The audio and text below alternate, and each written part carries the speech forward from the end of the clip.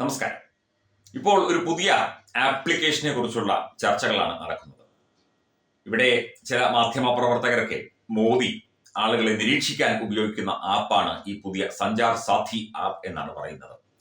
Indian പ്രധാനമന്ത്രി നരേന്ദ്രമോദിക്ക് രാജ്യത്തെ 145-ലധികം കോടി ജനങ്ങളെ ഇങ്ങനെ നിരീക്ഷിച്ചുകൊണ്ടിരിക്കേണ്ട കാര്യമൊന്നുമില്ല. എന്നാൽ നിരീക്ഷിക്കേണ്ടവരെ കൃത്യമായി നിരീക്ഷിക്കുകയും ചെയ്യും. അതിന് നരേന്ദ്രമോദി വേണ്ടേ വേണ്ട. അദ്ദേഹം വേറെ ആളുകളെ ഏർപ്പാടാക്കിയിട്ടുണ്ട്.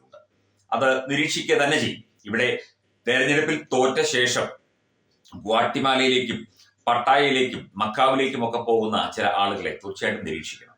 കാരണം തെരഞ്ഞെടുപ്പ് തോൽക്കുന്നു, വിദേശത്ത് പോകുന്നു, അവിടെ പോയി എന്തിടപാടാണ് എന്ന് നമുക്കറിയുന്നില്ല. അപ്പം അങ്ങനെയുള്ള ആളുകൾ ചെയ്യേണ്ടത് ഈ ആപ്പ് ഇവിടുന്ന് അൺഇൻസ്റ്റാൾ ചെയ്തിട്ട് വിദേശത്തേക്ക് പോവുക, അവിടുന്ന് തിരിച്ച് ഇങ്ങോട്ട് വന്ന ശേഷം അത് ഇൻസ്റ്റാൾ ചെയ്യുക. പിന്നെ ഇങ്ങനെ പോകുന്നവരെ നിരീക്ഷിക്കാൻ ആപ്പിന്റെ ഒന്നും ആവശ്യമില്ല, അത് കൃത്യമായി ചെയ്യും. മാത്രമല്ല ഇവിടെ മാധ്യമങ്ങൾ പലപ്പോഴും ഇത് മോദി നിരീക്ഷണ കണ്ണോടെ എന്നൊക്കെ പറഞ്ഞ് കഴിഞ്ഞ ദിവസം ഉണ്ണി ബാലകൃഷ്ണൻ അടക്കമുള്ള മാധ്യമ പ്രവർത്തകർ ഇതുമായി ബന്ധപ്പെട്ടൊക്കെ വാർത്തകളും സ്റ്റോറികളും പരിപാടികളും ഒക്കെ ചെയ്തു. ശരിക്കും സൈബർ സുരക്ഷ എന്ന് പറയുന്ന ആ ഒരു കാര്യത്തിന് ശ്രദ്ധ കേന്ദ്രീകരിച്ചുകൊണ്ട് ഓരോ വ്യക്തിക്കും സുരക്ഷ ഉറപ്പാക്കണം എന്ന ആശയത്തോടു കൂടി ചെയ്യുന്ന ഒരു പരിപാടിയാണ്, അല്ലെങ്കിൽ ഒരു നടപടിയാണ് ഈ സഞ്ചാർ സാഥി ആപ്പ് എന്ന് പറയുന്നത്. വ്യാജ സിം കാർഡുകൾ ഒഴിവാക്കാം. അതുപോലെ നമ്മുടെ പേരിൽ ആരെങ്കിലും സിം കാർഡുകൾ എടുത്തിട്ടുണ്ടെങ്കിൽ നമുക്കറിയാം. ഇപ്പോൾ ഏത് ആപ്പ് വഴി നമുക്കത് അറിയാൻ സാധിക്കില്ല. അതുപോലെ നമ്മൾ അറിയാത്ത കണക്ഷൻ വഴി ഉണ്ടാകുന്ന തട്ടിപ്പുകളിൽ നിന്ന് നമുക്ക് രക്ഷപ്പെടാം. ഈ സിം എന്റേതല്ല എന്ന് നമുക്ക് ഉറപ്പിച്ച് പറയാൻ സാധിക്കും. ഉപയോഗിച്ച ഫോൺ വാങ്ങുമ്പോൾ അതിൽ മോഷണം പോയതോ തട്ടിപ്പിൽ പെട്ടതോ ആണോ അതോ ഇത് വേറെ എവിടെ എന്തെങ്കിലും കിട്ടിയതാണോ എന്നൊക്കെ അറിയാൻ സാധിക്കും.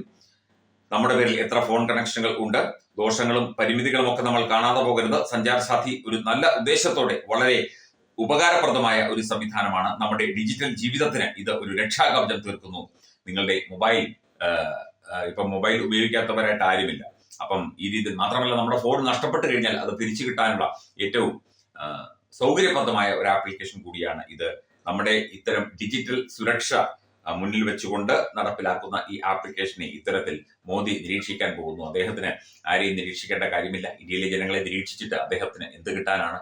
ഇന്ത്യയിൽ എല്ലാവർക്കും ബാങ്ക് അക്കൗണ്ട് ഉണ്ട്. അദ്ദേഹത്തിന് വിവരങ്ങൾ ശേഖരിക്കണമെങ്കിൽ അതുപോലെ ഈ ആപ്പിൽ പ്രത്യേകമായ വിവരങ്ങളൊന്നും തന്നെ ചോദിക്കുന്നുമില്ല. നിങ്ങളുടെ പേരും ഫോൺ നമ്പറും മാത്രമേ ചോദിക്കുന്നുള്ളൂ.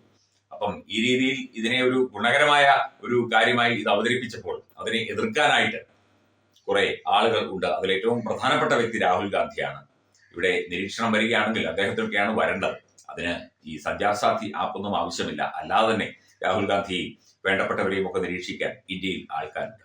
മോദി ഇങ്ങനെ ആളുകളുടെ പുറകെ നടന്ന് നിങ്ങൾ എന്ത് ചെയ്യുകയാണ്, നിങ്ങൾ കാപ്പി കുടിക്കുകയാണോ, നിങ്ങൾ ചായ കുടിക്കുകയാണോ, നിങ്ങൾ ബസ്സിലാണോ സഞ്ചരിക്കുന്നത്, നിങ്ങൾ ഏത് കടയിൽ പോകുന്നു, എന്ത് സാധനങ്ങൾ വാങ്ങുന്നു എന്നൊന്നും അന്വേഷിച്ച് നടക്കേണ്ട ബാധ്യതയും അതിനുള്ള ഉത്തരവാദിത്വമൊന്നും നരേന്ദ്രമോദി എന്ന പ്രധാനമന്ത്രിക്കില്ല. അദ്ദേഹത്തിന് അതിന്റെ ആവശ്യവുമില്ല. അദ്ദേഹം ചെയ്യുകയുമില്ല. രാജ്യം ഭരിക്കേണ്ടത് എങ്ങനെ എന്ന് ഈ മൂന്നാം തവണയും അദ്ദേഹത്തിന് നന്നായിട്ടറിയാം.